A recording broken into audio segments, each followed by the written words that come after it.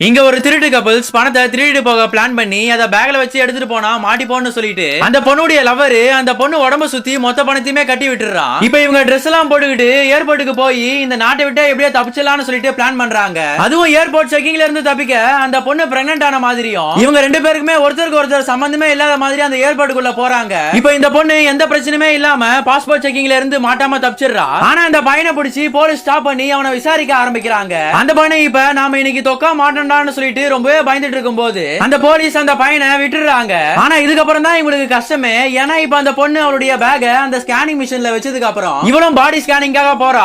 அப்ப இவ உள்ள போனதும் அந்த மிஷின் அலாரம் அடிக்க ஆரம்பிச்சிருது. அதை பார்த்து அந்த பொண்ணுடைய லவரும் அவ்வளவுதானே நம்ம இன்னைக்கு மாட்ட போறோம்னு சொல்லிட்டு நினைச்சிட்டு இருக்கும்போது அப்ப அங்க இருந்த செக்யூரிட்டி அந்த பொண்ணுடைய செயினை கேட்டு சொல்லிட்டு மறுபடியும் அந்த மிஷின்குள்ள போக சொல்றாங்க. ஆனா இந்த தடவை அந்த பொண்ணு போகும்போது எப்படியும் அலாரம் அடிக்காம தப்பிச்சிடுறா. இப்ப இவங்க ரெண்டு பேருமே ஒருத்தரோட ஒருத்தர் முகத்தை பார்த்து சிரிச்சுக்கிட்டு அங்க இருந்து தப்பிச்சு போயிடுறாங்க.